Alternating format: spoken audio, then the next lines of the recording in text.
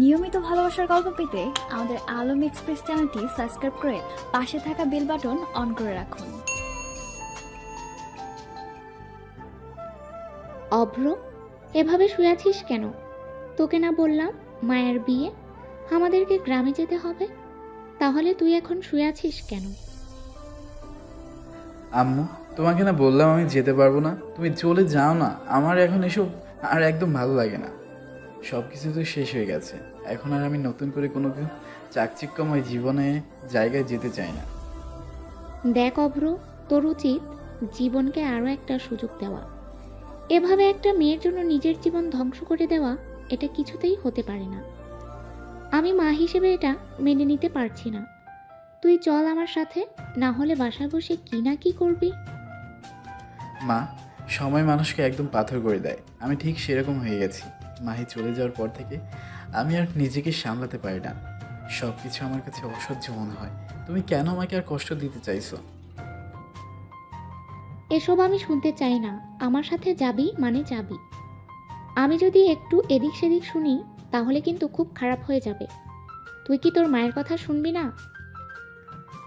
অভ্র কিছু বলার সুযোগ পেল না, কারণ তার মা যেটা বলবে সেটাই হবে। রিমা বেগম হয়তো জোর করতেন না, কিন্তু বাধ্য হয়ে জোর করেছেন, কারণ তার ছেলেকে তিনি এখান থেকে বের করতে চান। কিন্তু সেটা কি সম্ভব হবে? অভ্র তার বাবা মায়ের সাথে গ্রামে থাকতো, সেখান থেকে শহরে এসেছিল বাবার সাথে। বাবা এখানে ব্যবসা করতেন, সেখান থেকেই শহরে থাকা। মধ্যবিত্ত পরিবার ছিল তাদের। সে পড়াশোনায় খুব ভালো ছিল। এখানে এসেও সে তার পজিশন ঠিক রেখেছে। তাদের আসল বাড়ি গ্রামে। এভাবে দেখতে দেখতে হঠাৎ করেই তার সাথে বন্ধুত্ব হয় মাহি নামের একটা মেয়ের। আস্তে আস্তে অভ্র তার প্রেমে পাগল হয়ে যায়, কিন্তু তাকে বলতে পারতো না। এক সময় গিয়ে মাহিও রাজি হয়, কিন্তু এক অজানা কারণে মাহি তার কাছ থেকে চলে যায়।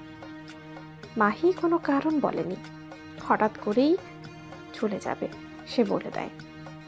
অভ্র সেদিন এতটা কষ্ট পেয়েছিল যতটা হয়তো সে কাউকে বলে বোঝাতে পারবে না। এরপর থেকে অভ্র পাথর হয়ে গেছে।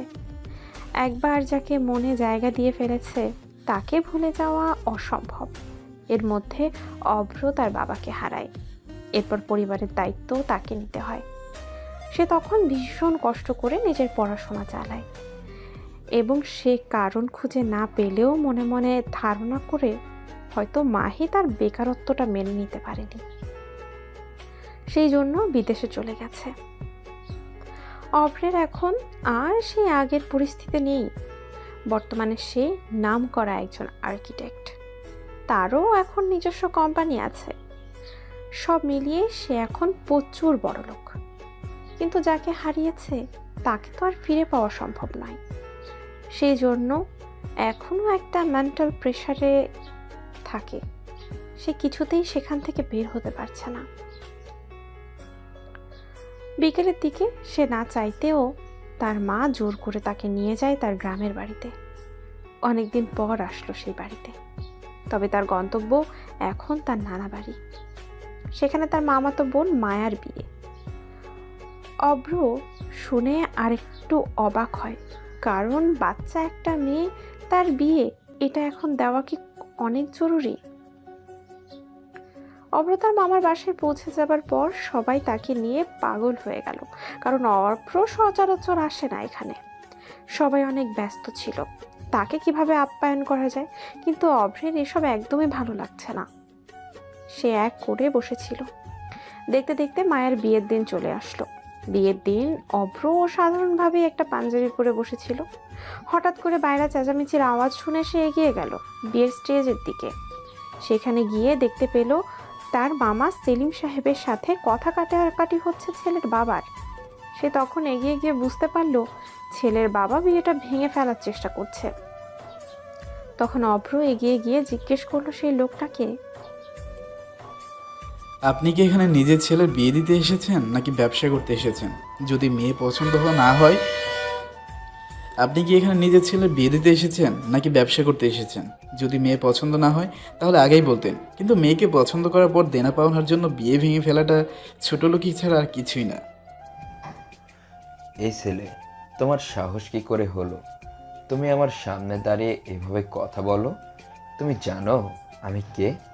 আর আমি আগেই বলছিলাম, যদি ঠিকমতো আমার সব কিছু না পাই তাহলে আমার ছেলের বিয়ে এখানে দিব না। রাস্তার ফকিররাও তো এইভাবে ভিক্ষা চায় না যেভাবে আপনি যাচ্ছেন। আপনি তো রাস্তার ফকিরের থেকেও আরও ছোট লোক, নিজের ছেলেকে দিয়ে কিভাবে ব্যবসা করাচ্ছেন। হ্যাঁ, আপনি জানেন আমি আপনার নামে মামলা করতে পারি। এই ছেলে, তোমার সাহস কি করে হলো? তুমি আমাকে মামলার ভয় দেখাচ্ছ? করাবো না আমার ছেলেকে এই জায়গায় বিয়ে। আমার ছেলে কি এতটাই অযোগ্য নাকি? আমার ছেলেকে ভালো ঘরে বিয়ে দিব, সেখানে আমার ছেলে নিজের দেনা পাওনা পাবে। আমার ছেলে শিক্ষিত, উচ্চ পদে চাকরি করে। এই কথা শোনার পর সেলিম সাহেব কান্না করতে শুরু করলেন। নিজের মেয়ের এরকম অবস্থা হবে এটা তিনি ভাবতেও পারেননি। তিনি সব কিছু দেওয়ার সর্বোচ্চ চেষ্টা করেছেন যাতে ছেলের বাবা খুশি থাকেন, কিন্তু শেষ পর্যন্ত সেটা পারেননি। তার পক্ষ থেকে তিনি তার সর্বোচ্চ চেষ্টা করেছেন, কিন্তু ছেলের বাড়ির লোকজনের পাওনার চাহিদা দিন দিন বাড়ছিল।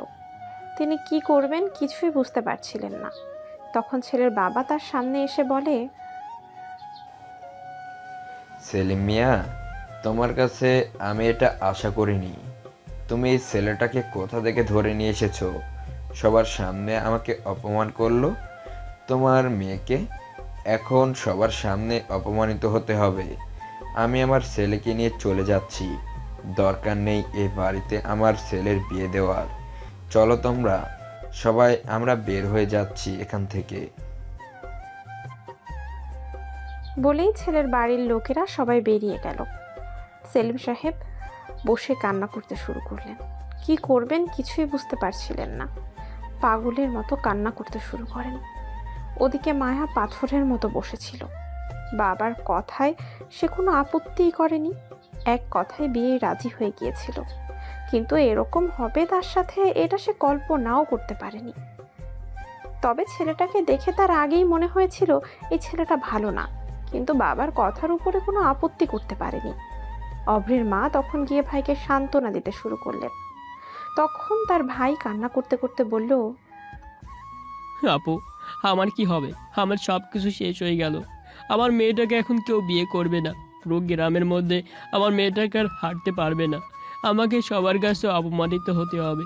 যে মেয়ের বিয়ে থেকে বর চলে যায়, সে মেয়ে কি আর কোনোদিন কারোর সামনে মুখ দেখাতে পারবে? ভাই, তোকে কোনো চিন্তা করতে হবে না। ওই ছেলের সাথে যদি মায়ার বিয়ে দিতাম তাহলে মায়া সারা জীবন কষ্টে থাকতো। ওদের মতো লোভী পরিবারে তুমি কিভাবে বিয়ে ঠিক করলে? কি করব আপা বলো? চেয়ারম্যানের বকাটে ছেলেটার কারণ তো কিছুই করতে পারছিলাম না। পথে ঘাটে আমার মেয়েটাকে ডিস্টার্ব করতো। ভেবেছিলাম বিয়ের দিনই এই ঝামেলাটা থেকে মুক্তি হব, কিন্তু এখন আরও বড় ঝামেলায় পড়ে গেলাম। গ্রামে এখন আমার মেয়েকে নিয়ে সবাই বাজে কথা বলবে। আমি আমার মেয়েকে কিভাবে সান্ত্বনা দিব? অভ্রের মা চিন্তা করলেন এখন তার ভাইয়ের মেয়ের ইজ্জত বাঁচাতে হবে। দেনা পাওনা না মেটানোর কারণে মায়ের বিয়ের আসর থেকে বর বিয়ে ভেঙে চলে যায়। একমাত্র ভাইয়ের মেয়ের সাথে এত বড় অন্যায় কিভাবে মেনে নেবেন তিনি?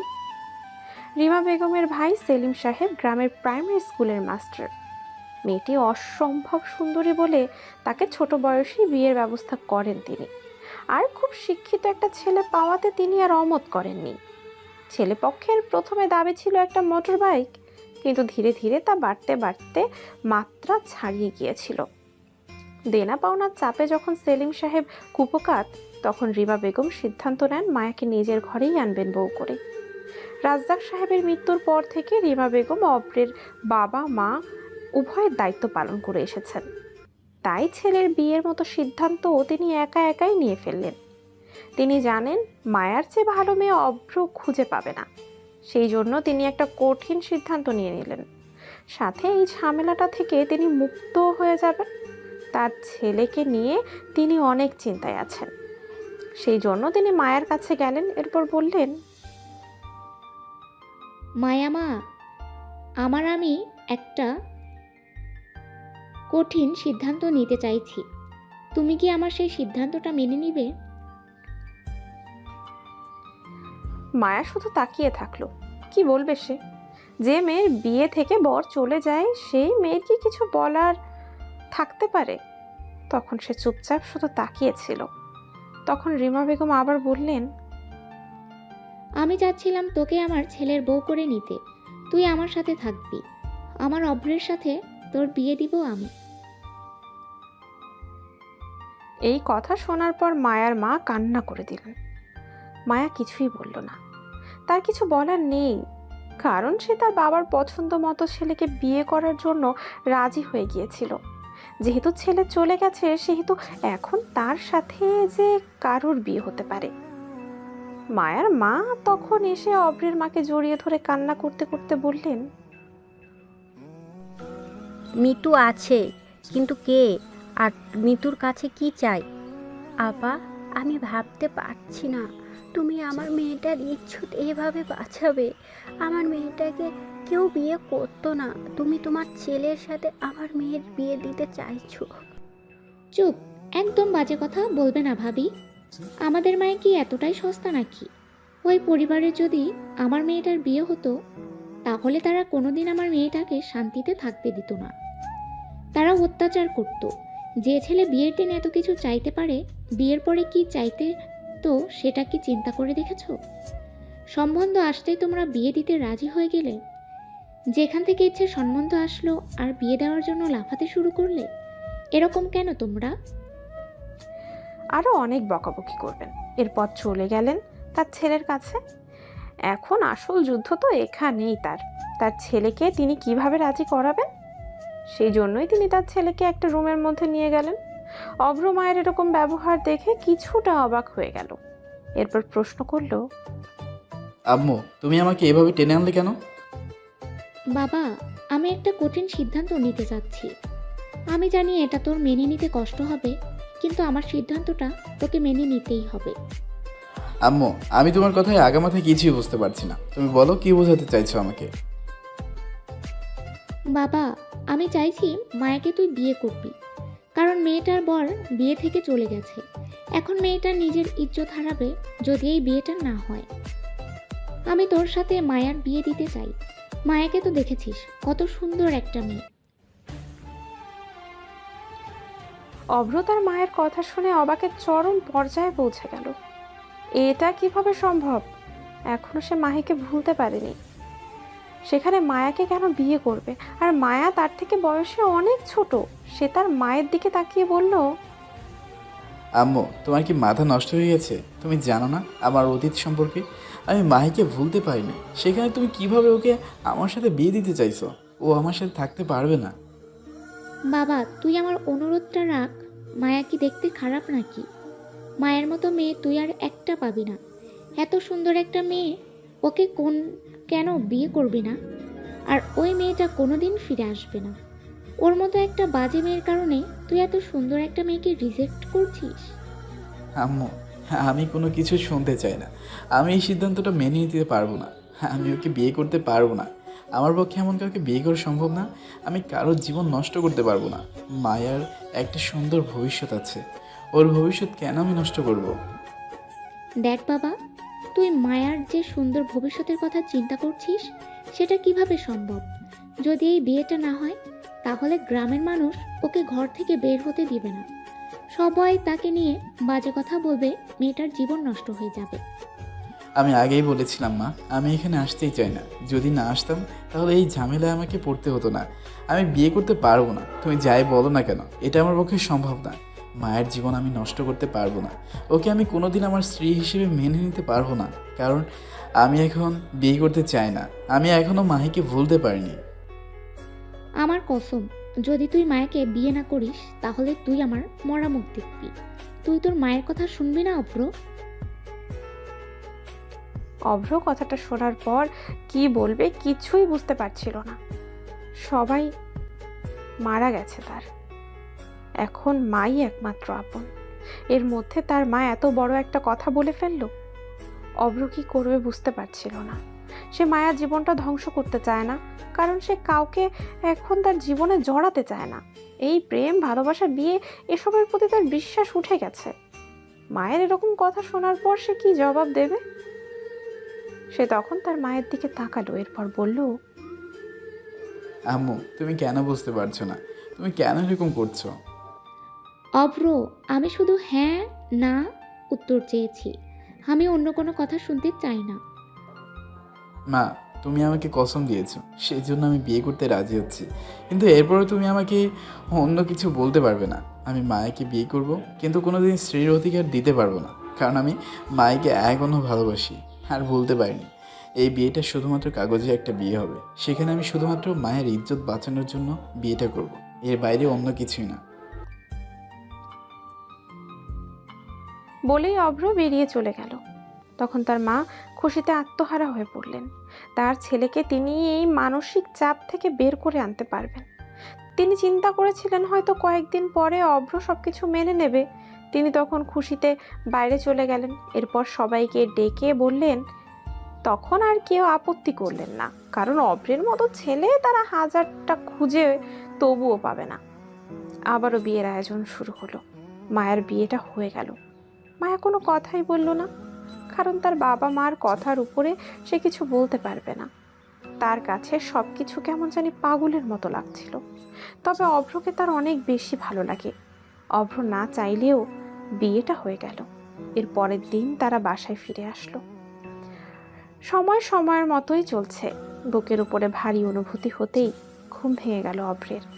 দম বন্ধ বন্ধ লাগছে, মনে হচ্ছে ভারী কোনো কিছু তার বুকে চেপে আছে। খুব কষ্টে চোখ মেলে আশেপাশে তাকাতেই খেয়াল করলো তার বুকের উপরে ঘাপটি মেরে বেড়ালের বাচ্চার মতো ঘুমিয়ে আছে কেউ। চোখ জোড়া ঝাপসা লাগছে। দ্রুত উঠতে গিয়ে মাথা ঝিম ধরে এলো। কাল রাতে হয়তো একটু বেশি হুইস্কি খাওয়া হয়ে গিয়েছিল। কোনো মতেই চোখ খুলে দেখলো মেয়েটি আর কেউ নয়, বরং তার কাগজের স্ত্রী মায়া। একই মাথা প্রচুর ব্যথা করছে, ওপরে বুকের উপর মায়াকে দেখে মেজাজ বিগড়ে গেল তার। রাগে গা গিরগির করছে। এক মুহূর্ত দেরি না করে ধাক্কা মেরে সরিয়ে দিল তাকে। ঘুমের মধ্যে আচমকা ধাক্কা খাওয়ায় তাল সামলাতে না পারায় খাট থেকে নিচে পড়ে গেল মায়া। মায়ার শরীরের অবস্থা দেখে আরো মেজাজ বিগড়ে গেল অভ্রের। এলোমেলো শাড়ি, ব্লাউজের হুক খোলা, বোকার মতো ফ্যাল ফ্যাল করে তাকিয়ে আছে সে। নিজেকে আর সামলাতে না পেরে তড়িৎ গতিতে মায়ের কাছে যায় সে। হাত টেনে দাঁড় করিয়ে আলমারির সাথে ঠেসে ধরে। এরপর জোরে ধরায় ব্যথায় কুঁকড়ে ওঠে মায়া। অসহায় দৃষ্টিতে অভ্রের দিকে তাকিয়ে রয়েছে সে। দাঁতে দাঁত চেপে বলে ওঠে অভ্র, বলেছিলাম তো, আমার আশেপাশে 10 হাতের মধ্যে যেন তোকে না দেখি। তারপর বেহার মতো কেন আমার কাছে আসিস? লজ্জা করে না? এত শরীরের চাহিদা তোর, শরীরের চাহিদা যদি না মেটাতে পারিস তো জানা পতিতালয়ে দরজা তো খুলতেই রেখেছি। যে দেখেছিস কাল আমার হুঁশ নেই, অমনি আমার কাছে শরীর ঘেঁষতে এসে পড়েছিস, তাই না? আমি কিছু করিনি, তুমি তো। চুপ, একদম চুপ। আরেকটা শব্দ শুনলে জানে মেরে ফেলবো। মায়ের মুখ চেপে ধরে রাগে রিরি করতে করতে বলল অভ্র। এবার নিজেকে আর শান্ত রাখতে পারল না মায়া। চোখের পানি ছেড়ে দিল, হু হু করে কেঁদে উঠল সে। একই মেজাজ খারাপ, ওপরে মায়ের কান্না দেখে যেন জ্যান্ত কবর দিতে ইচ্ছে করছে তাকে। একরকম ধাক্কা দিয়ে ফেলে দিয়ে রুম থেকে বেরিয়ে পড়ল সে। আর মায়া সেখানেই বসে পড়ল। নড়ার শক্তিটুকু নেই তার। এমন কোনো লোকটা একবারও কি বুঝতে পারে না যে সে তাকে পাগলের মতো ভালোবাসে?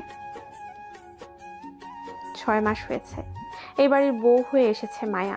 এরকম হুট করেই অভ্রের সাথে বিয়েটা হয়েছে তার। মায়ার কাছে এই বিয়েটা যেন সবকিছু। তখন থেকেই অভ্রকে মনে মনে নিজের স্বামী হিসেবে মেনে নেয় সে। কিন্তু অভ্রের এমন দায় সারা ভাব যেন কিছুতেই তার মাথায় ঢোকে না। এই 6 মাস একরকম দূরে দূরে থেকেই কাটিয়েছে সে। মায়া ভেবেছিল হয়তো মামাতো বোনকে স্ত্রী হিসেবে মেনে নিতে তার কষ্ট হচ্ছে, কিন্তু কাল রাতে তো নিজ থেকেই কাছে ডেকে নিয়েছিল। তাহলে সকালে কেন আবার এমন রূঢ় আচরণ করছে সে?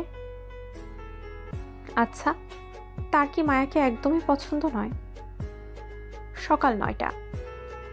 রিমা বেগম আর অভ্র মুখোমুখি বসা ডাইনিং টেবিলে।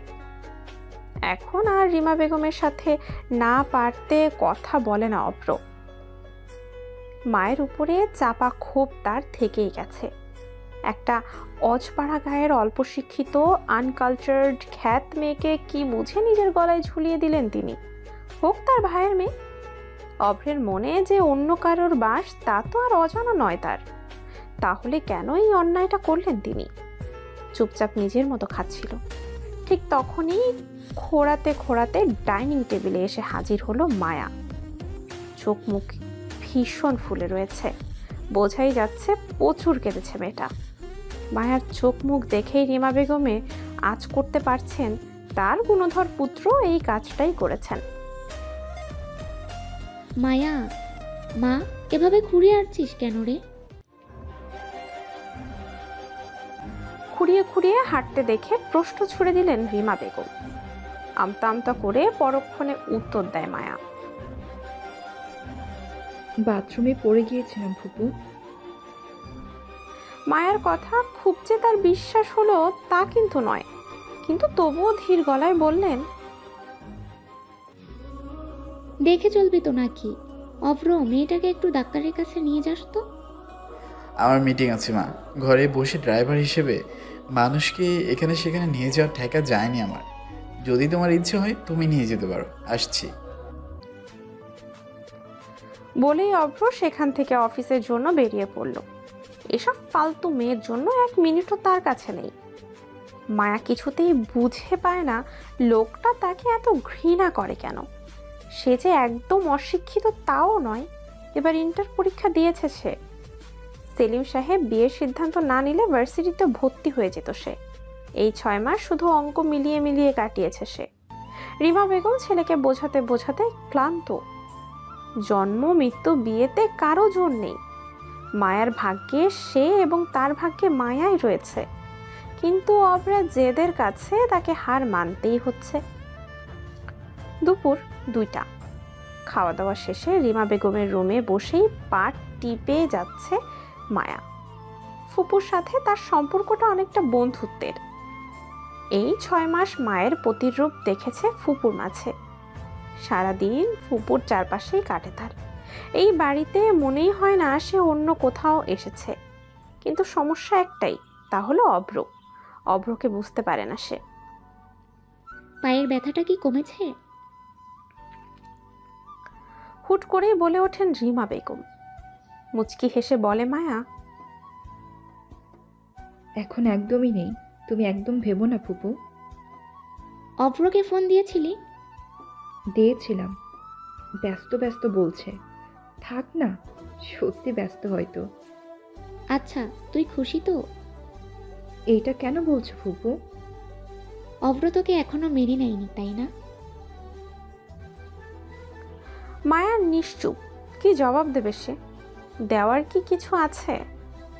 রিমা বেগম মাথায় হাত দিয়ে বললেন, আমার কাছে একটা বুদ্ধি আছে, শুন। রাত 9টা।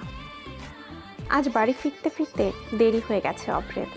উপর থেকে কাজের চাপে খাওয়া দাওয়া শিখে উঠেছে। এখন রুমে গিয়ে গা এলিয়ে দিতে পারলেই যেন শান্তি। রুমে ঢুকতেই দেখলো পুরো রুম গোলাপে গোলাপে সাজানো। রুমের এই অবস্থা দেখে মেজাজ আর ঠিক রাখতে পারলো না অভ্র। জোরে জোরে মায়াকে ডাক দিল। যখন কোনো সাড়া পায় না তখন রুম থেকে বেরিয়ে যাবার সিদ্ধান্ত নেয় সে। হুট করে পেছন থেকে কেউ একজন জড়িয়ে ধরে তাকে। না ফিরেই বুঝতে পারে এই কাজ কার। হাতটা শক্ত করে ধরে টান দিয়ে সামনে আনে তাকে। মায়ার পরনে লাল একটা জর্জেটের শাড়ি। খুব সুন্দর করে সেজেছে মেয়েটা। চোখে গাঢ় করে কাজল, ঠোঁটে লাল লিপস্টিক, ঢেউ খেলানো চুলগুলো ছেড়ে দিয়েছে। প্রথমে দেখে অভ্র নিজেও চোখ ফেরাতে পারছিল না, কিন্তু এর পর মুহূর্তেই যখন মনে পড়ল সামনে থাকা মেয়েটা মায়া, তখন রাগ যেন আর কাবু করতে পারল না। ধাক্কা দিয়ে বিছানায় ছুঁড়ে মারল তাকে। দাঁতে দাঁত চেপে বলল, আজ তোর শরীরের সব জ্বালা যদি আমি না মিটাই তবে আমার নাম অভ্র না। যে চোখে ভালোবাসাকে কল্পনা করেছিল সেই চোখ আজ হিংস্রতায় ঘেরা। বেল্টটা খুলেই শক্ত করে হাত বেঁধে দিল মায়ার। এক টানে শাড়িটা খুলে ফেলল মায়ার। তারপর যা হলো তা যেন কল্পনার বাইরে ছিল মায়ার। সুন্দর চেহারার আড়ালে হিংস্রতা দেখে মেয়েটার বুক কেঁপে উঠল। অভ্র যেন নিজের মাঝে নেই, সব রাগ বিদ্বেষগুলো মায়ার শরীরের উপর মেটাচ্ছে। অভ্রের প্রতি ভালোবাসাগুলো যেন দুমড়ে মুচড়ে যাচ্ছিল, যেমন তার শরীরটা যাচ্ছিল। সেও তো অনলের ভালোবাসা পেতে চেয়েছিল, কিন্তু এখানে তো ভালোবাসা নেই, আছে শুধু জেদ, ঘৃণা, কামনা। এটাকেই কি স্বামীর ভালোবাসা বলে? যদি এটাকেই স্বামীর ভালোবাসা বলে, চায় না এমন ধারার ভালোবাসা সে। মায়া ফুপু অর্থাৎ অভ্রের মা বলেছিল, মায়া মা, স্বামী স্ত্রীর সম্পর্কটা খুব পবিত্র। অভ্র তোকে এখন মেনে নিচ্ছে না ঠিকই, কিন্তু একটা সময় দেখবি ঠিক তোকে মেনে নেবে, তোকে ভালোবাসবে, তুই কিন্তু হাল ছাড়বি না। মাঝে মাঝে এটা 6 দিন হয়, 6 মাস হয়, আবার 6 বছরও হয়। ছেলেটার জেদটা বরাবরই একটু বেশি, তোকে মানতে চাইছে না। এটা অবশ্য তোর দোষ নয়। আসলে কি বলতো, সবার জীবনে কোথাও না কোথাও কিছু আঘাত থেকেই যায়। অভ্রেরও ছিল। এই আঘাতগুলো মেটাতে সময় লাগে, তাড়াহুড়ো করলে এতে বিপরীত হয়। এখন অভ্র তোকে পছন্দ করে না, কিন্তু যখন তোকে ভালোবাসতে শুরু করবে দেখবি তোকে বাদে কাউকে চিনবে না। আমার ছেলেটা এমনই রে, কি করব বল? আজ তোকে আমি আমার মনের মতো সাজাবো, দেখবি ও তোর থেকে চোখ সরাতেই পারবে না। রিমা বেগমের কথা মতোই সে কাজটা করেছে। তাহলে এমনটা কেন হলো? চোখ থেকে নোনা জল গড়িয়ে পড়ছে। ক্ষত বিক্ষত শরীর নিয়ে বিছানা আঁকড়ে সেখানে পড়ে রইল সে। শেষ রাতে অভ্র যখন ক্লান্ত হয়ে পড়েছিল বিছানার অপর পাশে, তখন গা এলিয়ে দেয় সে। নিজের চোখে অনেকটাই নিচে নেমে গেছে সে। যতই রাগ হোক, রাগের বশে কোনো মেয়ের সাথে এমন আচরণ হয়তো তার দ্বারা শোভা পায় না। মায়া তার দিকে পিঠ করে শুয়ে আছে। উন্মুক্ত পিঠে খামচি, কাঁধে কামড়ের দাগগুলো স্পষ্ট। মেয়েটা এখনো নীরবে কাঁদছে। একবার চেয়েছিল মেডিসিন লাগিয়ে দেবে, কিন্তু পর মুহূর্তে মনে হলো থাক, সে তার মতো, দোষ তো তারই। সে তো এটাই চেয়েছিল, যা চেয়েছে তাকে শতগুণ রূপে ফেরত দেওয়া হয়েছে। বেশি মাথা না ঘামিয়ে ঘুমের অতল গভীরে নিজেকে সঁপে দিল অভ্র। ব্যথার পরিমাণ যখন হালকা সহনীয় হলো, তখন মায়া কোনো মতে বিছনা ত্যাগ করল। ওয়াশরুমে শাওয়ার ছেড়ে বেশ কিছুক্ষণ বসেছিল। সময় জ্ঞান হারিয়ে ফেলেছিল সে। চোখ ধীরে ধীরে ঝাপসা হয়ে যাচ্ছে। নিজেকে আর যখন ধরে রাখা সম্ভব হলো না, ঠান্ডা পানির স্রোতে নিজেকে এড়িয়ে দিল সে। সকাল 9টা। সূর্যের আলোর প্রখরতায় ঘুম ভেঙে গেল অভ্রের। এত দেরি তার হয় না। আজ এতটা কিভাবে দেরি হলো নিজেই বুঝছে না। বিছানায় উঠে বসে পাশে তাকাতেই আটকে উঠল সে। বিছানাতে ছোপ ছোপ রক্তের দাগ লেগে আছে। নিজের চোখে নিজেকে বড্ড অপরাধী লাগছে। রাগ তাকে এতটা নিচে নামিয়ে আনবে এটা কল্পনা করতেও নিজের প্রতি ঘেন্না করছে, যেটা তাকে ঝাঁঝরা করে দিচ্ছে। আচ্ছা, মেয়েটা কোথায়? বাচ্চা মেয়ে, কেবল নাকি 19-এ পা দিয়েছে। সংসার, স্বামী, এসব ব্যাপার তার কাছে একটা নতুন শব্দ, যার অন্তরর্থ বোঝার ক্ষমতা তার নেই। কাল রাতে এমনটা না করলেও হয়তো ভালো হতো। নিজের হাত জোড়া দিয়ে মাথা চেপে ধরল অভ্র। নিজের চোখে নিজেই যে নিচে নেমে গেছে। ধীরে ধীরে ওয়াশরুমের দিকে গিয়ে দেখল সে ওয়াশরুমের দরজাটা ভেরানো। পানির আওয়াজ পাওয়া যাচ্ছে। তাড়াতাড়ি দরজা ঠেলে ভেতরে গিয়ে দেখল মেঝেতে মায়ার অসার দেহটি পড়ে আছে। কাছে গিয়ে হাত দিয়েই শিউরে উঠল গা। বরফ ঠান্ডা দেহটা কতক্ষণ পানিতে পড়ে আছে হিসেব নেই। শ্বাস চেক করে দেখল এখনো শ্বাস চলছে, কিন্তু অনেক ধীর গতিতে নিঃশ্বাস নিচ্ছে সে। সময় নষ্ট না করে আর কোলে করে বিছানায় শুয়ে দিল তাকে। কোনো মতে একটা কাপড় পরিয়ে রিমা বেগমকে খবর দিতে ছুটল সে। রিমা বেগম তখন রান্নাঘরের কাজ করছিলেন। সাধারণত 8টার দিকেই মায়ের রান্নাঘরে তার কাছে চলে আসে। আজ দেরি হওয়াতে মনে মনে খুশি হয়েছিলেন। কাল রাতে ছেলের বউ কেউই ঘর থেকে বের হয়নি। ভেবেছেন হয়তো অভ্রতার আর মায়ার সম্পর্কটা আগাচ্ছে। ঠিক তখনই হাঁপাতে হাঁপাতে এসে পৌঁছায় অভ্র। অভ্রের চোখ মুখ যেন অন্য কিছু বলছে। কোনো মতে অভ্র বলে, মা মা মা দুপুর 1টা, স্যালাইন লাগানো অবস্থায় গভীর ঘুমে নিমজ্জিত মায়া। ফ্যামিলি ডাক্তার এবং অভ্রের বান্ধবী অনন্যা মাহমুদ মায়ার চেক আপ করছে। বডি টেম্পারেচার প্রচুর কমে গিয়েছিল। বেশ কিছু ইনজেকশন দেওয়ার পর তা ঠিক হয়েছে। তারপর ধুম জ্বর এসেছে, স্যালাইন লাগিয়ে রেখেছে। সবকিছু মিলিয়ে মানসিকভাবেই খুব অসুস্থ হয়ে পড়েছে সে। রিমা বেগম অনন্যাকে জিজ্ঞেস করলে অনন্যা বলে, আন্টি, একটা বাচ্চা মেয়ের সাথে যদি পশুর মতো আচরণ করা হয় তাহলে তো এইরকমই হবার কথা। ভাগ্য ভালো মেয়েটি বেঁচে আছে। যা অবস্থা ছিল আমি প্রথমে ভেবেছিলাম হসপিটালাইজ করতে হবে। আন্টি, মেয়েটা খুব মেন্টাল ট্রমাতে আছে। যখন জ্ঞান ফিরে আমাকে দেখে ও কেঁপে উঠেছিল। অব্র ওর সামনে না যাওয়াটাই ভালো। আপনি সিনিয়র আছেন, আই থিঙ্ক আপনি ব্যাপারটা বুঝবেন। ভুলটা আমারই, ভুলেই গেছিলাম। ছেলেটা দিন দিন মানুষরূপী পশুতে পরিণত হচ্ছে। আন্টি, আমার পেশেন্টস আছে, আমি এখন যাব। রুম থেকে বের হতেই দেখে অভ্র মাথা নিচু করে দাঁড়িয়ে আছে। অনন্যা পাশ কাটিয়ে চলে যেতে নিলেই জিজ্ঞেস করে, মায়া কেমন আছে? বেঁচে আছে। কেন বলো তো? এভাবে কেন বলছিস? কিভাবে বলবো অব্র? কড়া গলায় বলে উঠল অনন্যা। দাঁতে দাঁত চেপে বলতে লাগলো, একজনের শাস্তি অন্যজনকে দেওয়াটা বোধহয় তোকে মানায় না অব্র।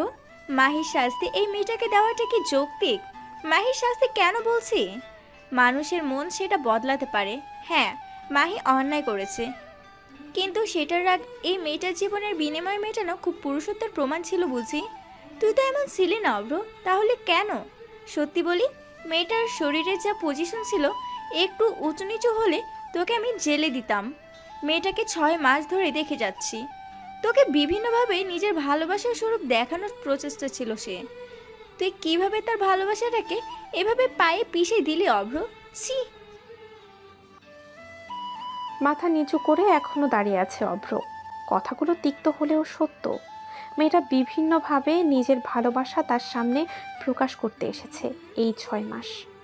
সেটা রাত জেগে তার বাসায় আসার অপেক্ষা করা হোক, কিংবা সকালে ঘুম ভাঙার আগে চা নিয়ে হাজির হওয়া, প্রতিদিন তার জিনিসপত্রগুলো গুছিয়ে রাখা হোক, কিংবা তার পছন্দের খাবার রান্না করার চেষ্টায় নিজের হাত পুরানো হোক, সব কিছু ঠিক থাকলেও মেয়েটার প্রতি ভালোবাসা তো দূরে থাক, ভালো লাগাটুকুও জন্মায়নি অভ্রের মনে।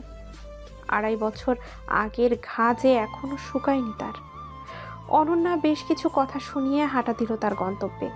অভ্রের মন চাইছে একবার মায়ার মুখটা দেখতে, কিন্তু রিমা বেগম ঠায় বসা তার কাছে। সব চিন্তা বাদ দিয়ে রুমে প্রবেশ করলো সে। রিমা বেগম মায়ার মাথার কাছে বসে রইল। মেয়েটার মুখ শুকিয়ে গেছে, উজ্জ্বল মুখটা মলিনতায় ঘিরে আছে। মায়াবী মুখটা মূর্ছা গেছে এক রাতেই। অভ্র যখন মায়ের কাছে আগাতে যায় তখন রিমা বেগম কড়া গলায় বলে ওঠেন, মেয়েটাকে আধমরা বানিয়ে শান্তি হচ্ছে না, নাকি পুরোপুরি শেষ করবার আশায় আছিস? মা, তুমিও আমাকে দোষীর হারে দাঁড় করাবে? না, দোষী তো আমি। কাল আমি যদি এই বুদ্ধি না দিতাম তবে ও কোনোদিন তোর ধারে কাছে ঘেঁষত না। প্রথমে ওকে আমার কাছে রাখার লোভে তোর সাথে বিয়ে দিয়েছিলাম।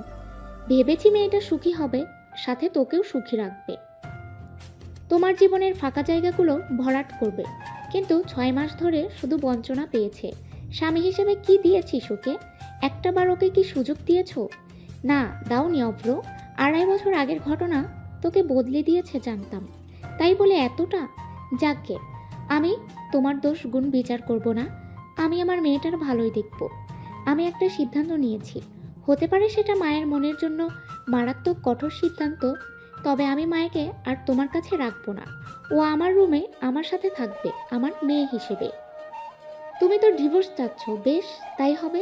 আমি তোমাদের ডিভোর্সের জন্য অ্যাপ্লিকেশন দিব, কিন্তু ওকে গ্রামে পাঠাবো না। এখানে আমার কাছে থেকে পড়াশোনা করবে। সেলিমের কাছে গেলে গ্রামের মানুষ নানা রকম কথা বলবে, আমি সেটা চাই না। এতে অত্যন্ত তোমার আপত্তি থাকবে না বলো? অব্র কিছু বলছে না, চুপ করে আছে। রিমা বেগম বেশ রেগে গেলেন, চিল্লিয়ে বললেন, কি হলো, মুখে কি তালা দিয়েছো?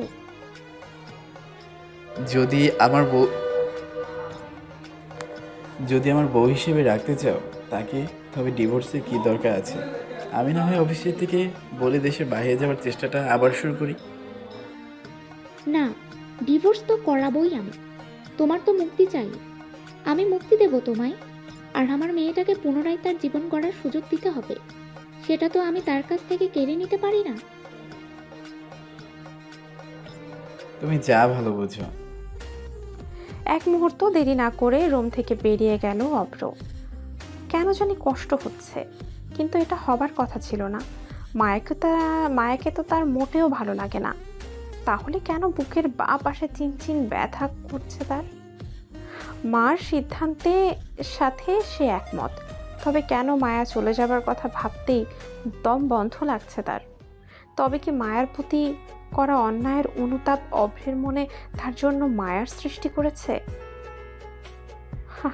কি হাস্যকর! মানুষ তো পাগল বলবে।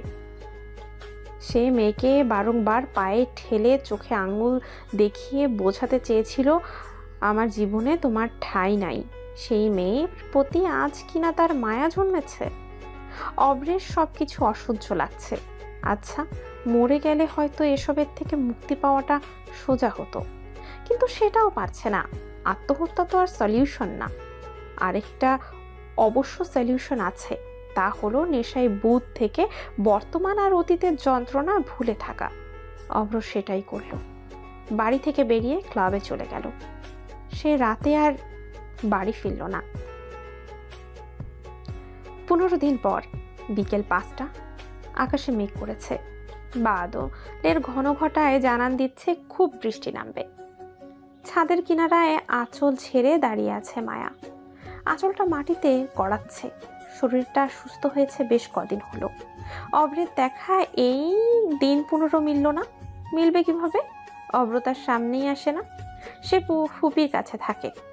এত হেয় হবার পরও মনটা বারবার ইচ্ছে করে বেহায়ার মতো ছুটে তার কাছে চলে যায়, কিন্তু ফের মনে হয় খামোখা তাকে বিরক্ত করা।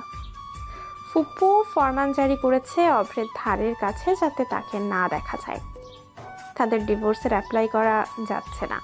মায়ার বয়স অত্যন্ত কম, কেবল 19। তার বিয়েতে 6 মাস কেবল হওয়ার জন্য ডিভোর্সের অ্যাপ্লিকেশন করলেও পুনরায় কিছুদিন সাথে থাকার ফরমান জারি করা হয়েছে। তাই রিমা বেগম বলেছেন মায়ার বয়স 22 বছর হলেই পুনরায় উনি এই ডিভোর্সের চেষ্টা করবেন। কথাটা শোনার পর থেকে মায়ের মনটা ভালো নেই, বারবার কান্না পায়, কিন্তু ফুপির সামনে কাঁদতেও পারে না।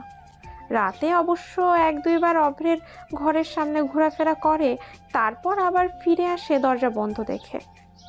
এসব ভেবে খোলা আকাশের দিকে এক চিত্তে তাকিয়ে রয়েছিল সে। বারবার মনের প্রশ্নরা উকিঝুঁকি দেয়, অভ্র কেন তাকে ভালোবাসে না?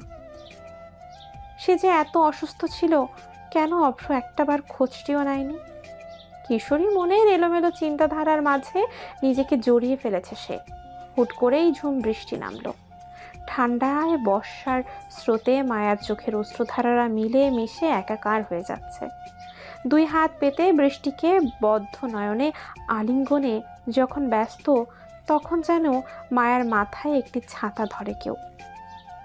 মুখে পানি না পড়াই কৌতূহলে পেছনে ফিরে তাকায় মায়া। ছাতা হাতে তো সাদা শার্ট, কালো জিন্স, চোখে চশমা পরা একজন পুরুষ, যে কিনা তার স্বামী। এই 15 দিনে কি চেহারা বানিয়েছেন! মুখে খোঁচা খোঁচা দাড়ি, চোখ গর্তে যেন বহুকাল শান্তির ঘুম নেই। আজ চোখে কোনো হিংস্রতা নেই, আছে এক সাগর মায়া। ইস, লোকটা কি জানে না তার এই চেহারাটা দেখলে মায়ার যে খুব বেশি ভালোবাসতে মন চায় তাকে। এমনি ভালোবাসার চরম শেখরে রয়েছে সে। জ্বর থেকে উঠেছিস, এক সপ্তাহ হয়নি, আবার কোনো বৃষ্টিপাতে ভিজছিস? অভ্রের কথা যেন কান পর্যন্ত পৌঁছলো না মায়ার। সে এক দৃষ্টিতে তাকিয়ে আছে মানুষটার দিকে। কি অদ্ভুত মায়া। অভ্র আবারও বলল, কি হলো, এভাবে দাঁড়িয়ে আছিস কেন? এভাবে কি দেখছিস? তোমাকে অভ্র, মায়ার কথায় খানিকটা চমকে গিয়েছিল অভ্র। তারপর নিজেকে সামলে উত্তর দিল, যা নিচে যা, ভেজা কাপড় বদলে নে। আবার অসুস্থ হবার ধান্দায় আছিস নাকি? বলেই ছাতাটা মায়ার হাতে ধরিয়ে চলে যাচ্ছিল সে।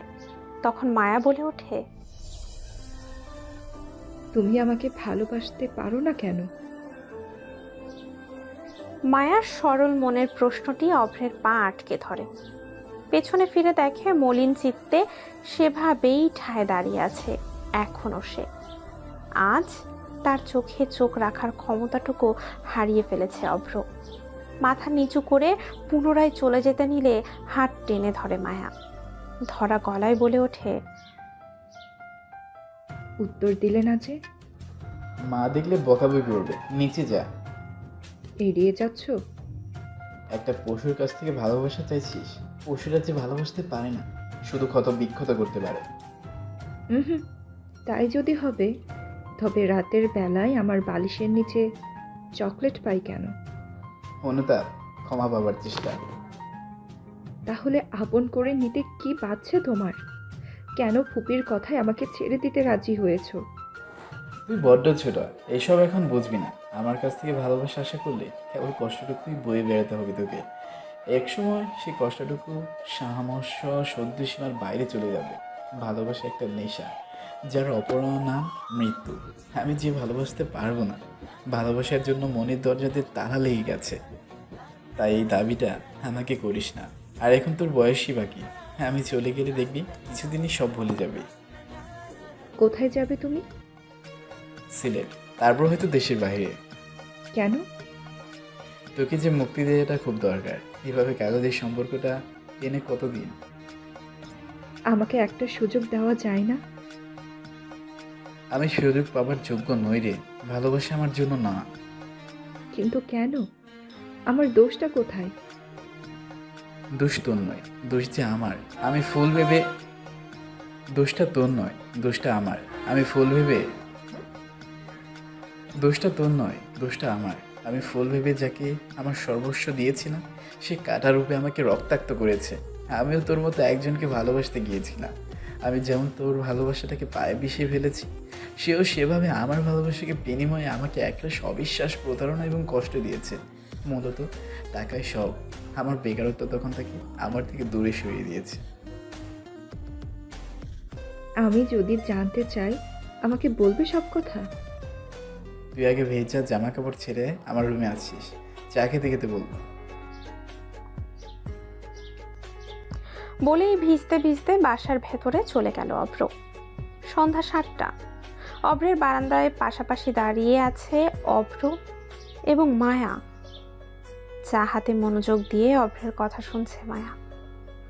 অভ্র তখন বলতে লাগে, 2.5 বছর আগের ঘটনা। 2.5 বছর আগে। রাত 9টা। প্রতিদিনের মতোই ভার্সিটি থেকে বেরিয়ে বন্ধুদের সাথে আড্ডায় মশগুল অভ্র। মনটা আজ বড্ড বেশি খুশি তার। আজ মাহির জন্মদিন এবং মাহির জন্মদিনে প্রপোজ করবে সে। মাহির সাথে তার সম্পর্ক 3 বছর হতে চলল। মেয়েটিকে পাগলের মতো ভালোবাসে সে। যদি মাহি বলে চা এনে দিতে হবে, সে তাই আনতে পারবে। মাহির পছন্দ হবে এমন একটা রিংও কিনেছিল সে। বন্ধুদের সাথে পুরো প্ল্যান অনুযায়ী কাজ করা কমপ্লিট। এখন মাহির আসাটাই শুধু বাকি। সময় ঘনিয়ে যাচ্ছে, অথচ এখনো সে আসছে না। এই সারপ্রাইজের জন্য সকাল থেকে উইশও করেনি। আর তোর না সইলে মাহিকে ফোন করে সে। তার তো জানা ছিল না তার জন্য অপেক্ষা করছে আরো বড় সারপ্রাইজ। ফোন ফোন রিসিভ হতেই মাহি বলে ওঠে, কেন ফোন করেছো আমায়? কেন ফোন করেছি মানে? তুমি আসবে না? সবাই অপেক্ষা করছে যে তোমার জন্য। সরি অভ্র, আমি আসতে পারবো না, আমি ব্যস্ত আছি। ব্যস্ত আছি মানে? আজ তো আসার কথা ছিল না তোমার। ব্যস্ত আছি মানে ব্যস্ত আছি। নেক্সট উইক আমি ইউএসএ যাচ্ছি, অনেক কাজ পড়ে আছে, তাই তোমার ফাও বন্ধুদের আড্ডায় আমি আসতে পারবো না। তুমি নেক্সট উইক যাচ্ছ মানে? এটা কবে ডিসাইড করলে? সে অনেক কথা ফোনে বলতে পারবো না, কাল বিকেলে মিট করো, সব বলবো। কথাটা শোনার পর অভ্র ভাষা হারিয়ে ফেললে কি বলবে সে। তখন মাহি বলল, হ্যালো হ্যালো হ্যাপি বার্থডে, রাখছি। অভ্র, আমার কথা একবার বুঝতে চেষ্টা করো। অভ্র ফোন রেখে দিল। বন্ধুদের বুঝরুকি বুঝিয়ে সেদিন খালি হাতেই বাড়ি ফিরে গেল। সারা রাত অশান্তিতে কেটেছে। হুট করে কারোর আমেরিকা যাবার প্ল্যান তো আর রাতারাতি হয় না। তাহলে 1 সপ্তাহ পর মাহি চলে যাবে, এটা আজ কেন বলল সে? আগে বলেনি কেন? বিভিন্ন প্রশ্ন অভ্রের মাথায় ঘুরপাক খাচ্ছে। এখন শুধু কালকের অপেক্ষা। হয়তো কাল সে জানতে পারবে মূল বিষয়টা। সকাল 11টা। মুখোমুখি বসে রয়েছে মাহি এবং অভ্র। কফির কাপে চুমুক দিতে দিতে মাহিকে জিজ্ঞেস করলো অভ্র, প্ল্যানটা কবে করেছিলে? অনেক আগেই করেছি, তোমাকে বলার সুযোগ হয়নি। সুযোগ হয়নি নাকি বলতে চাননি? তুমি জানো আমি আমার ক্যারিয়ার নিয়ে কতটা ডিটারমাইন্ড। তুমি কিভাবে রিয়েক্ট করবে আমার জানা ছিল না, তাই আমি বলিনি। আমি কি কখনো তোমাকে কোনো কিছুতে বাধা দিয়েছি? দেইনি তো, আজও দিব না। কবে ফেরার কথা ভাবছ? আমি শিওর না, হয়তো নাও ফিরতে পারি। ওখানে যদি জব পেয়ে সেটেল হয়ে যাই, নাও ফিরতে পারি। বুঝলাম। আফটার অল তোমার ভবিষ্যতের ব্যাপার। তা আমাদের সম্পর্কের ভবিষ্যৎ কি হবে? দেখো, লং ডিস্টেন্স রিলেশন তো এখন খুব কম, আমরা না হয় সেটাই মেনটেন করব। কতদিন, কত মাস, কত বছর? দেখো শুভ্র, হ্যাঁ, সব দেখছি, বলো। এখন আমার ক্যারিয়ার আমার কাছে সব থেকে ইম্পর্টেন্ট। ঠিকই তো। একটা 3 বছরের সম্পর্কের জন্য তুমি কি তোমার জীবনে এত বড় সুযোগ হারাবে নাকি? সমস্যা নাই, আমি অপেক্ষায় থাকবো। যদি আমার কাছে ফেরার ইচ্ছে তোমার হয়, আমার মনের দরজা সব সময় খোলা থাকবে। অভ্র, আমার কথা শোনো। আজ উঠছি। বলেই সেখান থেকে বেরিয়ে যায় অভ্র। 1 সপ্তাহের মধ্যে মাহি আমেরিকা চলে যায়। নিজেকে ভালো রাখার ব্যর্থ চেষ্টা চালাতে থাকে অভ্র। ধীরে ধীরে সবকিছু থেকে নিজেকে সরিয়ে ফেলে। চুপচাপ নিজেকে একটা গণ্ডিতে আটকে ফেলে। মাহি প্রথম প্রথম যোগাযোগ করলেও ধীরে ধীরে তা বন্ধ করে দেয়। অভ্রের অবস্থা আরও খারাপ হয় যখন সে জানতে পারে বিদেশে মাহি অন্য আরেকজনকে বিয়ে করে ফেলেছে। এই সংবাদটা ভেতরে ভেতরে অভ্রকে দুমড়ে মুচড়ে দেয়। তখন যেন এক প্রকার ডিপ্রেশনে চলে যায় অভ্র। মাহিকে সে প্রচণ্ড ভালোবাসত, এতটাই যে সে যদি বলে দিন তাহলে অভ্রের কাছে দিন, সে যদি বলে রাত তো রাত। কয়েকবার সুইসাইড অ্যাটেম্পটও করেছে। ছেলের এমন অবস্থা যেন একবারেই মেনে নিতে পারছিল না রিমা বেগম। ছেলের এমন অবস্থা দেখে ধীরে ধীরে তিনিও অসুস্থ হতে থাকেন। রিমা বেগম যখন হসপিটালে ভর্তি ছিলেন তখন অনন্যা অভ্রকে বোঝায়। অভ্রকে সে তখন একটা কথাই বলে, যে তোর কথা চিন্তা না করে অন্য কাউকে বিয়ে করে ফেলেছে, তার জন্য কেন নিজে কষ্ট পাচ্ছিস, সাথে নিজের মাকেও কষ্ট দিচ্ছিস? আন্টির এই অবস্থার জন্য অনেকটাই তুই দায়ী। এমন চলতে থাকলে সত্যি একা হয়ে যাবি অভ্র। মা আছেন, তাকে হারাস না। তারপর থেকে নিজেকে কোনো মতে সামলায় অভ্র। রিমা বেগমের জন্য আবার স্বাভাবিক মানুষের মতো বাঁচার কথা ভাবে। তবে তখন থেকেই রাগ জেদ যেন শতগুণে বেড়ে যায় অভ্রের। নিজেকে কিছুতেই কন্ট্রোল করতে পারে না।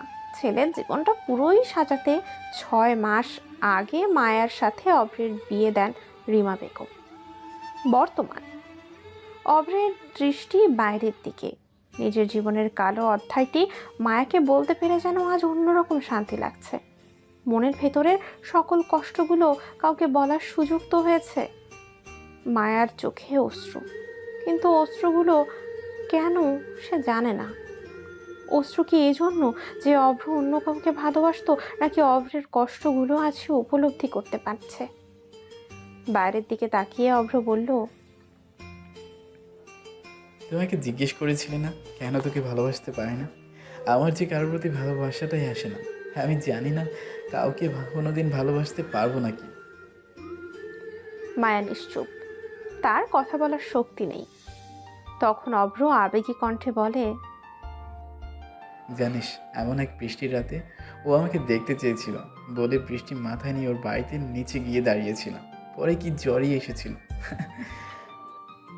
উনি জানেন তোমার বিয়ে হয়ে গেছে? জানি না, হয়তো। এখনো ভালোবাসো তাকে? না, একটা সময় ঘৃণা করতাম ওকে, এখন ঘৃণাটাও আসে না। তবে ভালোবাসা নামক জিনিসটার প্রতি বিতৃষ্ণা এসে পড়েছে, জ্বালিয়ে পুড়িয়ে সব ছারখার করে দেয়। তাই বলছি, ভালোবাসতে চাস না, আমার মতো তোকেও পুড়িয়ে দিবে।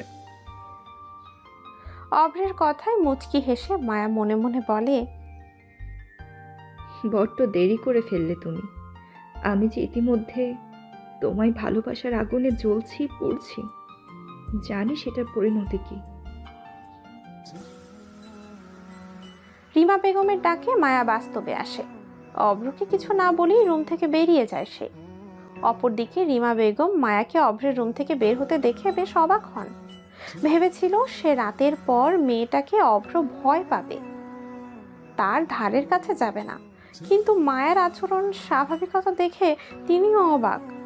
সেদিন আর মায়াকে কিছুই জিজ্ঞেস করলেন না তিনি। সকাল 9টা, ডাইনিং টেবিলে অভ্র নাস্তা করতে আসলে রিমা বেগম তাকে ধীর এবং শক্ত কণ্ঠে বললেন,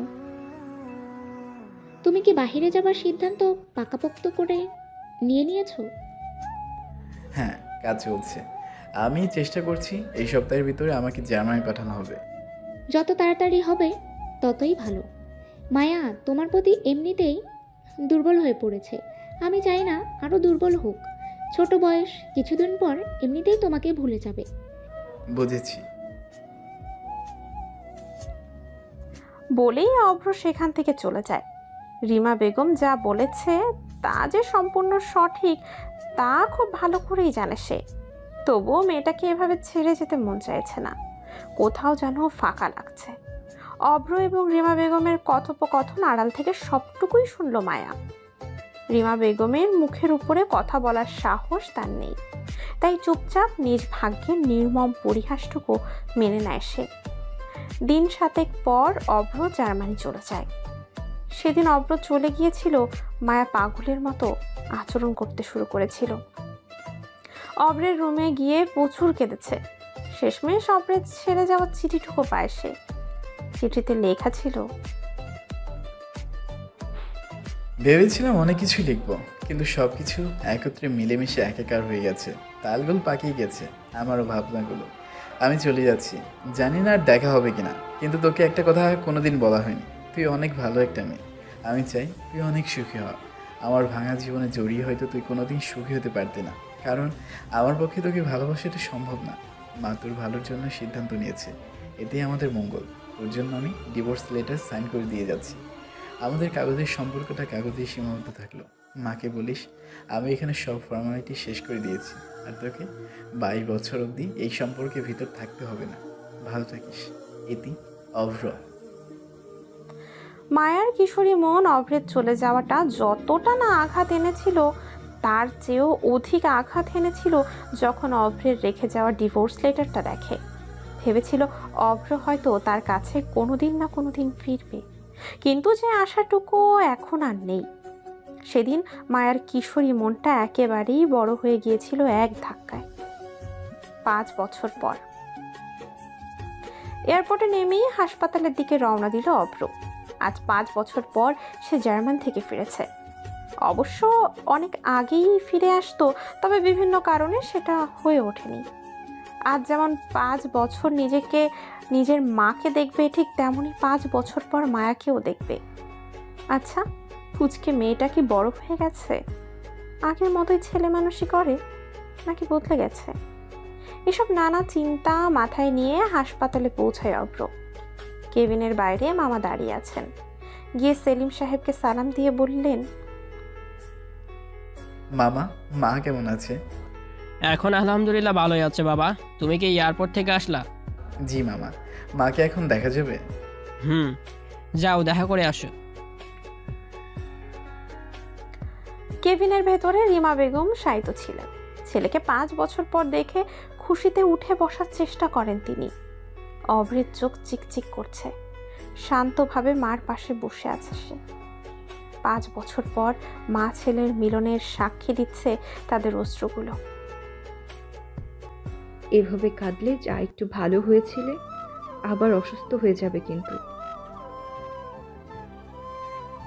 পেছন থেকে নারী কণ্ঠস্বর শুনে অভ্রের ভেতরে এক অন্যরকম শিহরণ বয়ে যায়। অবাক নয়নে পেছনে ফিরতেই দেখলো তার সামনে কালো শাড়ি প্রহরিহিতা এক নারী, যার ঢেউ খেলানো চুল মাজা অবধি। চুলগুলো বেনুনি করে কাঁধের এক পাশে রেখেছে। হরিণ টানা চোখগুলো চশমার আড়ালে তার। গোলাপি পাপড়ির ন্যায় পাতলার ঠোঁটগুলো যে কোনো পুরুষকে আকর্ষণ করবে। সামনে দাঁড়ানো নারীটি সেই নারী যার কিশোরী মনটাকে একদিন সে নিজ হাতে গলা টিপে মেরে ফেলেছিল অভ্র। সে 19 বছরের কিশোরীর চোখে তার জন্য এক সাগর ভালোবাসা দেখতে পেত। আজ সেই নারীর চোখে এক অন্যরকম আকর্ষণ রয়েছে, যা অভ্রকে তলিয়ে দিতে সক্ষম। তার সামনে 19 বছরের মায়া নয়, প্রাপ্তবয়স্ক একজন নারী দাঁড়িয়ে আছে, যার মাঝে এক অজানা রহস্য রয়েছে, এক অজানা গভীরতা। অভ্রের চোখের পলক পড়ছে না। এক দৃষ্টিতে মায়ার দিকে তাকিয়ে আছে সে। মায়া দেখে রিমা বেগম গদগদ গলায় বলে, দেখেছিস, বলেছিলাম না আমার ছেলে ঠিক চলে আসবে। তুই তো বিশ্বাস করিসনি। হুম, বুঝলাম। ঘাট হয়েছে আমার। এবার তো ছেলে এসে পড়েছে। এখন তাড়াতাড়ি সুস্থ হয়ে যাও তো বাপু। আর মেন্টাল স্ট্রেস নিতে পারছি না আমি। তুমি সুস্থ হলে আমি একটু ঝাড়া হাত হয়ে ট্যুর দিব। কোথায় যাবি তুই? বলবো না, সিক্রেট। তোমার রিপোর্ট ভালো এসেছে, তবে অনন্যা আপু বলেছে আরও খাওয়া দাওয়া করতে হবে। অব্র ভাইয়া, এবার কিন্তু তুমি ফুপুকে সামলাবে। আমার কোনো কথা শুনে না সে। অভ্র সূক্ষ্ম দৃষ্টিতে মায়াকে পর্যবেক্ষণ করে যাচ্ছে। মেয়েটা এত স্বাভাবিক কিভাবে? তার কি কিছুই যায় আসছে না এত বছর পর অভ্র ফিরে এসেছে এই ব্যাপারটাতে? আর মায়ের মুখে ভাই শব্দটা কাটা ঘায়ে নুনের ছিটার মতো লাগছে। মার সামনে কিছুই বলতে পারছিল না, তবে মায়ের সাথে কথা বলাটা খুব দরকার। সে কি সত্যিই সব ভুলে গেছে? রাত 9টা। ভিজিটিং আওয়ার শেষ হলে বাসার দিকে রওনা দেয় অভ্র এবং মায়া। সেলিম সাহেব আগেই চলে গিয়েছিলেন। এই হাসপাতালে রোগীর সাথে কারো থাকার পারমিশন নেই, তাই মায়া অভ্রের সাথে বাসায় যাবার সিদ্ধান্ত নেয়। অভ্রও খুব টায়ার্ড, এয়ারপোর্ট থেকে নেমেই হাসপাতালে গিয়েছিল। একই ট্যাক্সিতে বসা বাসার দিকেই যাচ্ছে তারা। গাড়ি নিজ গতিতে চলছে। মায়ার দৃষ্টি বাইরের দিকে। এখন অবধি একবারও সে অভ্রের সাথে কথা বলেনি, একটা বারও জিজ্ঞেস করেনি কেমন আছে অভ্র। খুব অস্বস্তি লাগছে অভ্রের। কেন জানি চাইলেও কথা শুরু করতে পারছে না সে। সত্যি মায়া অনেক বড় হয়ে গেছে। পাশাপাশি বসে আছে দুজন, কিন্তু তাদের মনের দূরত্বটুকু এত বেশি যে চাইলেও তা কমানো সম্ভব নয়। সারা রাস্তা নিঃশব্দেই তারা বসে আছে ট্যাক্সিতে, যেন দুজন অপরিচিত মানুষ। বাসায় এসে অভ্রের রুমটায় দরজাটা খুলে দেয় মায়া। এতদিন তালাবদ্ধ ছিল রুমটি। রিমা বেগম অবশ্য প্রতি 2-3 দিন অন্তর অন্তর রুমটা পরিষ্কার করতেন। এখন তিনি অসুস্থ হওয়ায় মায়াই সে কাজটা করে। মায়া যখন চলে যাচ্ছিল তখন অভ্র প্রশ্ন করে বসে, ভালো আছিস মায়া? অভ্রের প্রশ্নটি খুব কঠিন কোনো প্রশ্ন নয়, তবুও কেন জানি না পা আটকে গেল মায়ার। চুপ করে দাঁড়িয়েই ছিল। তখন অভ্র আবারও বলে ওঠে, বেশ বড় হয়ে গেছিস, এখন আর তোকে পুচকে মেয়ে লাগে না। কি অদ্ভুত না, 5 বছর আগে কত ছোট না ছিলি। 5 বছর নয়, 5 বছর 4 মাস 11 দিন। আজ 5 বছর 4 মাস 11 দিন পর তুমি আমাকে দেখছো। বড় তো হতে হতো। তোমার কিছু লাগলে আমাকে জানিও। এড়িয়ে যাচ্ছিস আমাকে? না, এড়িয়ে যাব কেন? তাহলে বললি না যে ভালো আছিস তুই? খারাপ তো থাকার কথা নয় আমার। তুমি তো আমাকে ভালো রাখার জন্যই চলে গিয়েছিলে অব্র ভাইয়া, আমাকে ফেলে। শক্ত এবং দৃঢ় কণ্ঠে বলে ওঠে মায়া। আজ অভ্রের সামনে এ যেন অন্য মায়া দাঁড়ানো, যার চোখে শুধুই ক্ষোভের অগ্নি জ্বলজ্বল করছে। ধীর গলায় অভ্র বলে ওঠে, আগে তো কখনো ভাইয়া বলতি না। আগে সম্পর্কটা অন্যরকম ছিল, তাই ভাইয়া বলার প্রশ্নই উঠতো না। কিন্তু এখন সম্পর্কটা অন্যরকম। আর তুমি আমার থেকে যথেষ্ট বড়, তাই নাম ধরে সম্বোধন করার প্রশ্ন আসছে না। অনেক জার্নি করে এসেছো। আমি খাবার দিচ্ছি টেবিলে, খেয়ে ঘুমিয়ে পড়ো। কালকে ফুপিকে ডিসচার্জ দেবে, সকাল সকাল উঠতে হবে। তুই কি ডিভোর্স লেটারটা? হ্যাঁ, সাবমিট করা হয়ে গিয়েছিল। আমাদের কাগজের সম্পর্কটা আর নেই অব্র ভাইয়া। তুমি ফ্রেশ হয়ে নাও। স্মিত হাসির সাথে কথাগুলো বলে ঘর থেকে বেরিয়ে যায় মায়া। মায়ার প্রতিটি কথা অভ্রের বুকে ছুরির মতো লেগেছে। সত্যিই তো, এখন আর সে অভ্রের কাগজের স্ত্রী নেই। তাদের মধ্যে এখন আর স্বামী স্ত্রীর সম্পর্ক নেই। আর মায়ার চোখে তার প্রতি কোনো ভালোবাসার ছিটে ফোটাও নেই। এটাই তো চেয়েছিল অভ্র। তবে আজ এতটা কষ্ট লাগছে কেন? বুকটা এত ফাঁকা ফাঁকা লাগছে কেন? ঠিক যেমন মাহি চলে যাবার সময় লেগেছিল। তবে কি সেই 19 বছরের কিশোরীর মেয়েটার প্রেমে পড়ে গিয়েছিল সে? হয়তো অনেক আগেই পড়েছিল, শুধু অনুভব করতে পারেনি। আজ যখন সেই কিশোরী মেয়েটি তার কিশোরী খোলসটি বদলে 24 বছরের নারী রূপে তার সামনে হাজির হয়েছে, তখন সেই সুপ্ত ভালোবাসার প্রতিটি কোণা অভ্র উপলব্ধি করতে পারছে।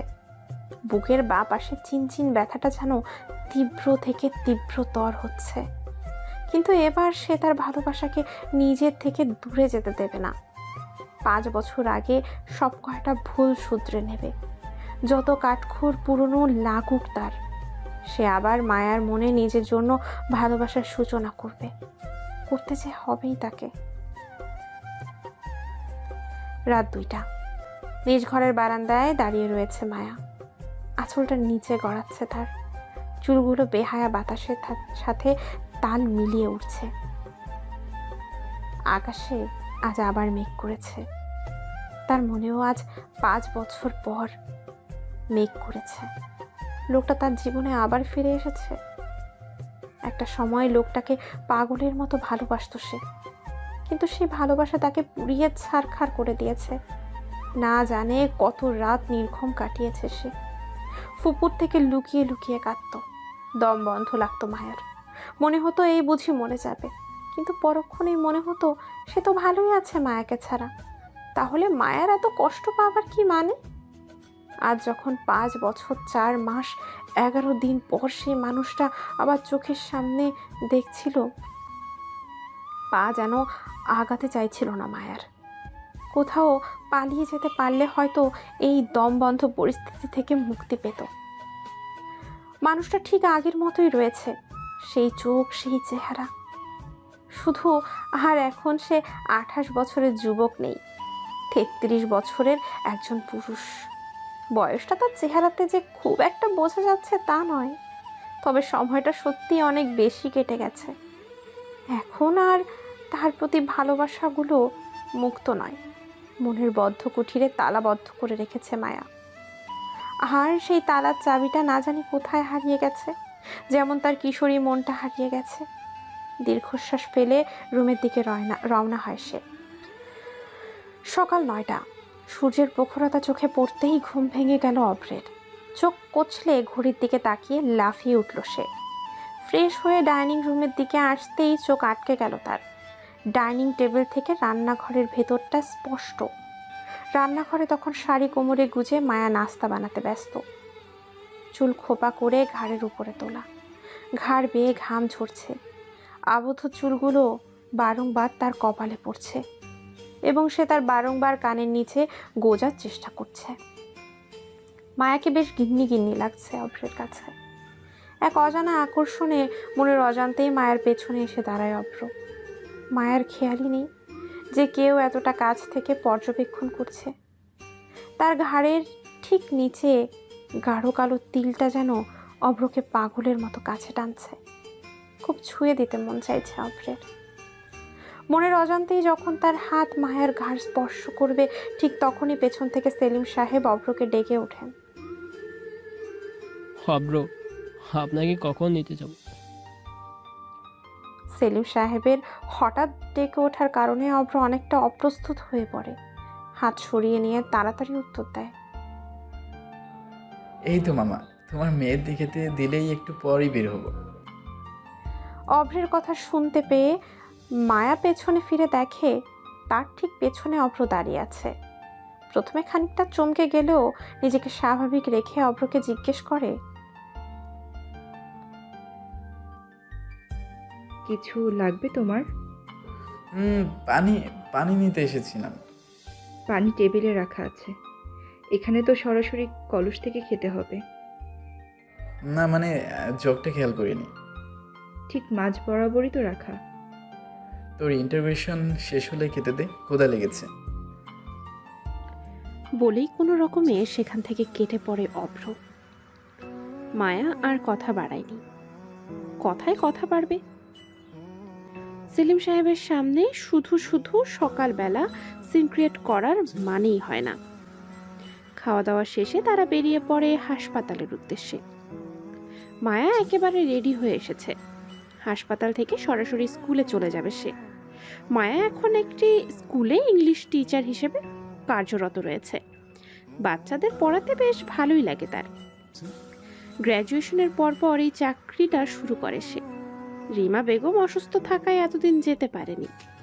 আজ যেহেতু উনি বাসায় চলে আসছেন, তাই আবার জয়েন করেছে কাজে। সকাল 11টা। হাসপাতালের কেবিনে গোছগাছ করে নিচ্ছে মায়া। একটু পর রিমা বেগমকে নিয়ে চলে যাবে বাসায়। আজ রিমা বেগমের মন খুবই ভালো। এতদিন পর বাসায় ফিরবেন। হাসপাতালের খাবার নিয়ম নীতির মাঝে বেশ বিরক্ত হয়ে পড়েছিলেন তিনি। অভ্র নার্সদের কাছে থেকে আপডেট নিচ্ছিল। তখন মায়া রিমা বেগমকে বলা কথাটি তার কানে আসে।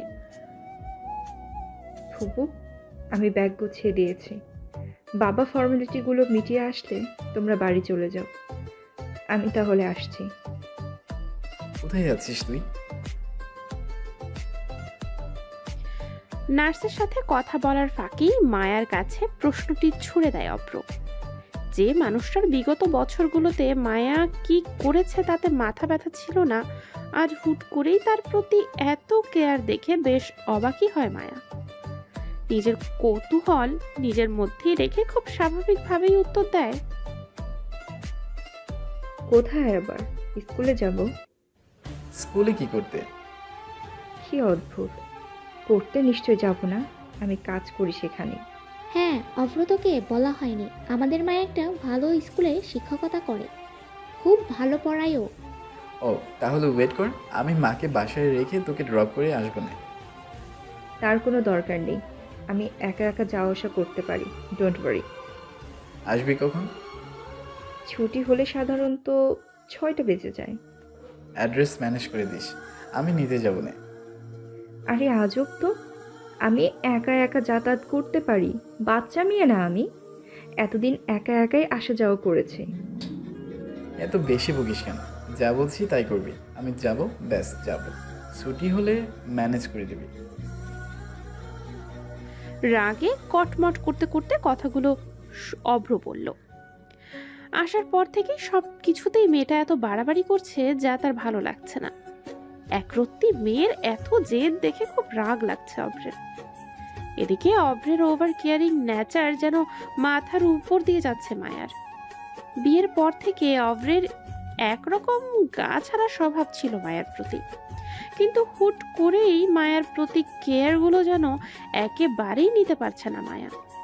ফুপুর সামনে কথা না বাড়ানো শ্রেয় মনে হয়েছে তার। বলেই কটকট করে বেরিয়ে গেল। সে সেখান থেকে। মায়া যাওয়ার পর রিমা বেগম অভ্রের হাত টেনে ধরে বসার ইশারা করে তার পাশে। অভ্র বসলে কোমল স্বরে বলে, মেয়েটা অনেক বদলে গেছে রে। সেই ছোট মায়া আর নেই। জেদ বেড়ে গেছে 4-5 গুণ। গতবার কিছু ভুল সিদ্ধান্তের জন্য তোদের জীবনের এতগুলো বছর আমি নষ্ট করে দিয়েছি।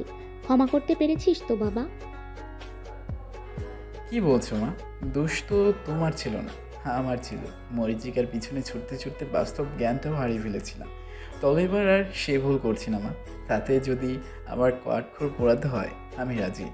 এবার আর তোমার বৌমাকে কোনো কষ্ট পেতে দিব না আমি। সব কি আমাদের ইচ্ছে মতো হয় অভ্র? একটা সময় মায়া তোকে পাওয়ার জন্য পাগল ছিল, সর্বস্ব দিয়ে তোকে ভালোবাসতো, কিন্তু এখন অনেক কিছুই বদলে গেছে বাবা। আর সব থেকে বড় কথা, তোদের ডিভোর্স লেটারটা কোর্টে সাবমিট হয়ে গেছে। হ্যাঁ, তুই দেশে না থাকার কারণে জাজমেন্ট এখনো পেন্ডিং আছে। তাতে কি খুব কিছু যায় আসবে? জাজমেন্ট দেয়নি?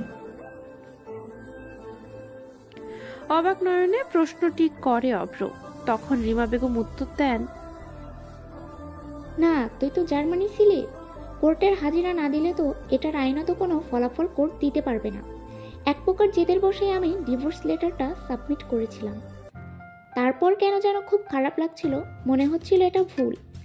তোরা স্বামী স্ত্রী সম্পর্ক করতে বছর লেগে যায়, কিন্তু একটা কালির খোঁচায় মুহূর্তে সেটা ভেঙে যেতে পারে। এজন্য এই 5 বছরে 7 বার তোদের হাজিরার ডেট পড়েছিল। আমি তোকে জানাইনি, এটা ভেবে যে ভেঙে ফেললে তো ভেঙেই যাবে, তখন 1000 বার চাইলেও জোড়া লাগানো যাবে না। আর তোরা অলরেডি আলাদা ছিলি, তাতেই মেয়েটা এতটা কষ্ট ভোগ করেছিল। আর যদি একবার ডিভোর্সটা হয়ে যায়, তাহলে সেটার মাসুল ওই মেয়েটা সারা জীবন দেবে। আমি চাইছিলাম তুই ওর গুরুত্বটা বুঝিস, তাই তোর থেকে ওকে আলাদা করেছি। আমার ইচ্ছে কোনোদিন তোদের সারা জীবনের জন্য আলাদা করার ছিল না, তাই তো নানা ইস্যু দেখিয়ে ডিভোর্সটা পিছাচ্ছিলাম। কিন্তু তুই ডিভোর্স লেটারে সাইন করে দিয়ে চলে গেলি, তাই জেদের বসে আমিও সাবমিট করে দিয়েছি। তাহলে আর কোনো ইস্যুই নেই মা? সবচেয়ে বড় ইস্যু মায়া। ওর মধ্যে আমি যে পরিবর্তনটা দেখেছি সেটাই সবচেয়ে বড় ইস্যু। তোর প্রতি ওর অভিমানগুলো কিন্তু অনেক গভীর, ওর ঘাগুলো কিন্তু অনেক তাজা। তোর অন্যায়গুলো ও কি আদৌ ক্ষমা করতে পারবে? এত বছর ওর জমানো কষ্টগুলো, যেগুলো না জানে কত রাতের সমষ্টি, সেগুলোর ভার কি তুই নিতে পারবি? পারবি ওর মনের নিজের জায়গা করে নিতে? কারণ সেটা না হলে কিন্তু ও চাইলেই আবার অ্যাপ্লিকেশন করে কোর্টে তোদের ফাইলটা তুলতে পারে। এখন তুই হাজিরা দিতে বাধ্য হবি, আর তখন কিন্তু আমাদের হাতে কিচ্ছু করার থাকবে না। মা, আমার যে পারতেই হবে। তোমার ছেলেটা যে আবার ভালোবাসতে শিখেছে, তার তালাবদ্ধ অনুভূতিগুলো যে ডানা মেলতে চাচ্ছে। আমার মনে বুদ্ধ কঠিরে ধীরে পায়ে এসে মেয়েটা এত জোরে আলোড়ন সৃষ্টি করেছে যে এখন আমি আমার মনের বদ্ধ কঠিরটা খুলতে বাধ্য হয়েছি। এবার যদি ওকে হারিয়ে ফেলি, বাঁচার আশায় হারিয়ে ফেলবো। অভ্রের গলা ধরে এসেছে। রিমা বেগম কাঁদছেন। এটা যে খুশির কান্না। অবশেষে তার পাগল ছেলেটার একটা গতি হয়েছে। এবার হয়তো মায়ার এত বছরের কষ্টের অবসান হবে। বিকেল 5:30। মায়ের স্কুলের সামনে দাঁড়িয়ে আছে অভ্র। উদ্দেশ্য মায়াকে আজ একাকিত্ব সময় কাটাবে। বিয়ের পর থেকে কোনোদিনও মায়াকে নিয়ে এক মুহূর্তের জন্য ঘুরতে যাওয়া হয়নি তার। আজ সেই সব কাজ করবে যা আগে কখনোই করেনি সে, কিন্তু যার জন্য এত প্ল্যান তারই খবর নেই। গাড়ির গায়ে হেলান দিয়ে দাঁড়িয়ে আছে অভ্র। হঠাৎ খেয়াল করলো মেইন গেট থেকে মায়া বের হচ্ছে, কিন্তু পর মুহূর্তেই এমন কিছু দেখলো যা দেখার জন্য একেবারেই প্রস্তুত ছিল না অভ্র। মায়া একটা ছেলের সাথে হেসে হেসে কথা বলতে বলতে বের হচ্ছিল। ছেলেটি মায়ার সমবয়সী হবে হয়তো, 25-26 বছর বয়স, শ্যামবর্ণের। ছেলেটি মায়ার সাথে দিব্যি হেসে হেসে কথা বলছে। মায়া এত হাসছে মনে হচ্ছে বিশ্বের সব থেকে বড় কমেডিয়ান তার সামনে দাঁড়ানো। মেজাজটা মুহূর্তেই চড়ে গেল অভ্রের। কি এ কেমন কথা বলছে যে অভ্রকে দেখতেই পাচ্ছে না? অপরদিকে মায়া ক্লাস শেষে বের হতেই দিগন্তের সাথে দেখা। দিগন্ত ছেলেটা মায়ের ভার্সিটির সিনিয়র, একই সাথে স্কুলে চাকরিও করে তারা। যেমন দেখতে সুন্দর তেমন মার্জিত ব্যবহার, আর ছেলেটার সব থেকে যেই স্বভাবটা মায়ের কাছে মনে হয় ভালো তা তার মন ভালো করার পদ্ধতি। লেম লেম জোক মেরে সবসময় মায়াকে হাসানোর ব্যর্থ চেষ্টা করতেই থাকে, আর মায়ার মন তখন ভালো হতে বাধ্য। দিগন্ত তার সিনিয়র, কলিগের সাথে একজন খুব ভালো বন্ধুও, যে কিনা বিগত 4 বছর ধরে তার সাথে আছে। দিগন্তের সাথে দেখা হতেই অটোমেটিক মুখে হাসি ফুটে উঠল মায়ার ঠোঁটে।